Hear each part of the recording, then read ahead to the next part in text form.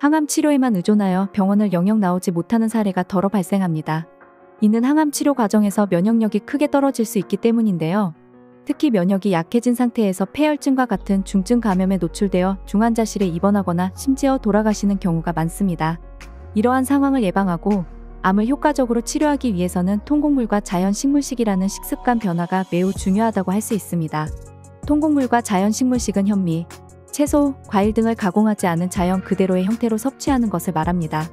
이러한 식습관은 몸에 필요한 거대 영양소와 미세 영양소를 모두 공급하며 활성산소로부터 몸을 보호하고 섬유질을 통해 몸 안에 불필요한 화학물질이나 중금속을 배출하는 데 도움을 줍니다.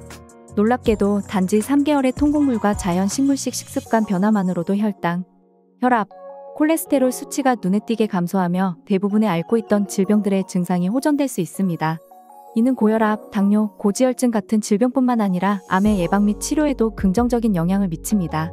특히 암의 경우 초기 단계에서는 수술이나 항암 치료만으로도 높은 생존율을 기대할 수 있지만 진행된 단계에서는 5년 생존율이 50%를 넘지 못하고 재발률이 높은 것으로 알려져 있습니다.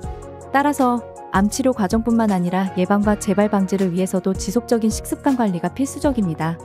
치료 기간 동안에는 채식을 고집하기보다는 필요한 영양소를 충분히 섭취하는 것이 중요하다는 의견도 있습니다.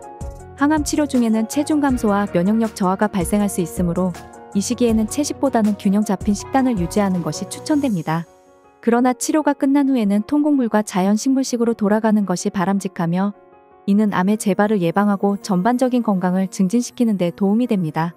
또한 커피와 같은 일부 식품은 항산화 성분이 풍부하여 적절히 섭취할 경우 건강에 도움이 될 수 있습니다.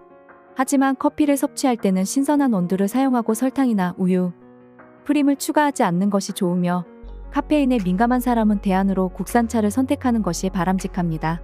종합적으로 통곡물과 자연 식물식은 암 치료와 예방, 전반적인 건강 증진에 있어 중요한 역할을 합니다. 암 치료 과정에서의 균형 잡힌 식단과 치료 후의 건강한 식습관은 암의 재발을 방지하고 더 건강한 삶을 영위하는 데 필수적인 요소입니다. 따라서 암 환자뿐만 아니라 건강한 사람들도 통곡물과 자연 식물식을 일상적으로 실천하여 건강을 지키는 것이 중요합니다. 유용하게 보셨다면 좋아요와 구독 부탁드립니다.